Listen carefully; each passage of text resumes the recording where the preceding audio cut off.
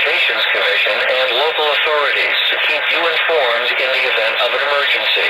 If this had been an actual emergency, an official message would have followed the tone alert you heard at the start of this message. No action is required.